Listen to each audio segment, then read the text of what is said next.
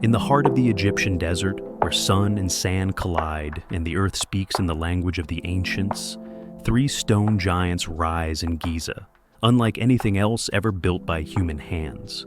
These pyramids are not merely architectural marvels, but eternal fingerprints in the memory of civilization. They don't simply stand, they whisper. And in every moment, they continue to echo questions that no age has fully answered. The Great Pyramid, most awe-inspiring of them all, was never just a tomb. It was a saga sculpted in limestone, a crafted myth, still holding its secrets close. In the 26th century BCE, Pharaoh Khufu ascended the throne of Egypt, son of King Sneferu. He was not a conqueror by sword, but a dreamer of immortality. From his father, he inherited a vision. Sneferu had pioneered the transformation of pyramids from step structures into smooth-sided monuments through his own experiments at Meidum, the Bent Pyramid, and the Red Pyramid. Yet, Khufu desired something more enduring. He didn't want just a burial place.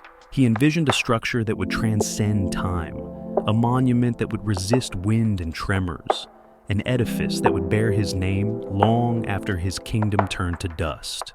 Thus was born the ambition of the Great Pyramid. The task was entrusted to Hemiunu, the pharaoh's chief architect. He was more than an engineer. He was a philosopher, a mathematician, a master of the stars. His tomb near the pyramid still bears witness to his status as the mind behind the marvel. Under his guidance, thousands of workers were assembled from across Egypt. Not slaves, as once misbelieved, but skilled craftsmen, artisans, and seasonal laborers working in rotation. A workers' village, recently unearthed south of the pyramid, revealed homes, bakeries, workshops, and even burial grounds for laborers, suggesting respect and institutional support, not oppression. The site was chosen with precision, a plateau of solid limestone, elevated near the Nile, but safe from floodwaters. The land was leveled with astonishing accuracy, using nothing more than simple tools, ropes, water, wooden instruments. The result? A square base, 230 meters per side, with less than a centimeter's variation between its corners. Stones were quarried from Tura, across the Nile, ferried by boat during the flood seasons, then hauled across the desert using wooden sledges and water to reduce friction.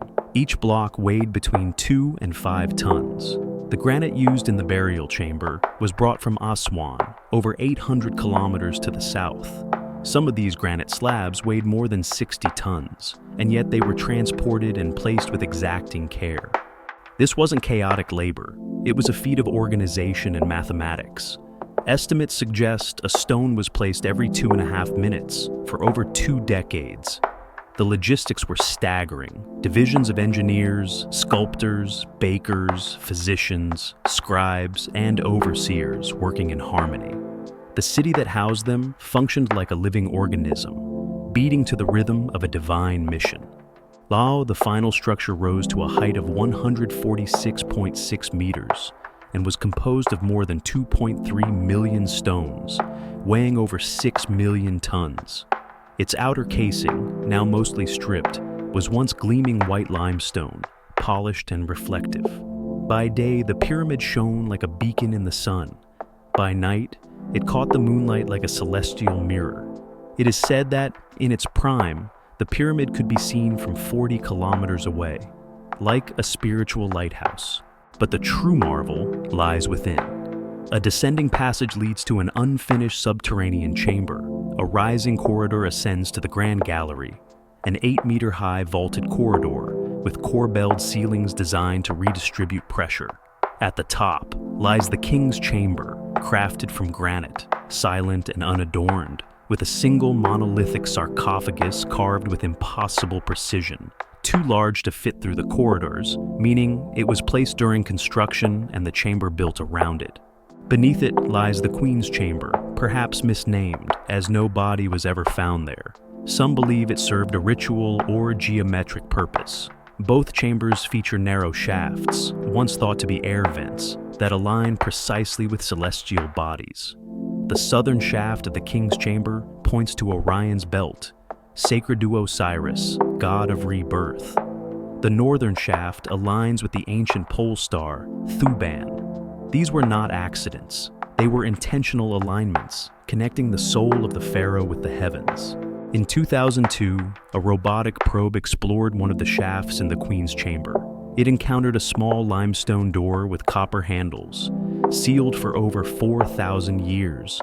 Behind it, another door. What lies beyond remains unknown.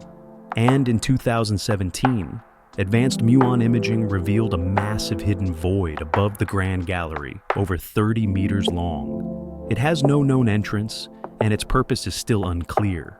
These discoveries added new layers to a mystery already dense with unanswered questions. The layout of the three Giza pyramids mimics the stars of Orion's belt, not only in relative position, but in size and brightness. This correlation, precise even by modern standards, reflects an astonishing knowledge of astronomy. For the Egyptians, the cosmos wasn't a far-off place. It was a blueprint. The pyramid wasn't just a tomb, it was a cosmogram, an architectural metaphor for creation itself. The primordial mound from which the world emerged in their mythology is echoed in the pyramid's form, rising from flatness, pointing skyward. All throughout history, the pyramids became repositories of wonder and myth. Medieval Arab scholars believed they stored the wisdom of lost civilizations, protected against the Great Flood.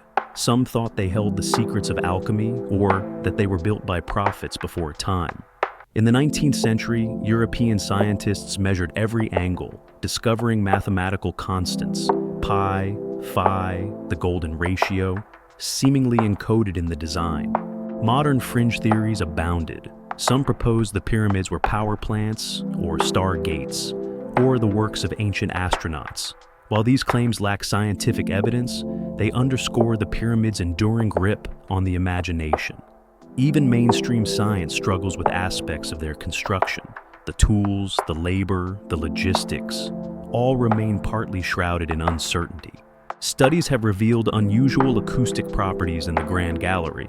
Sound resonates at specific frequencies, hinting at possible ritual use or deliberate sonic design.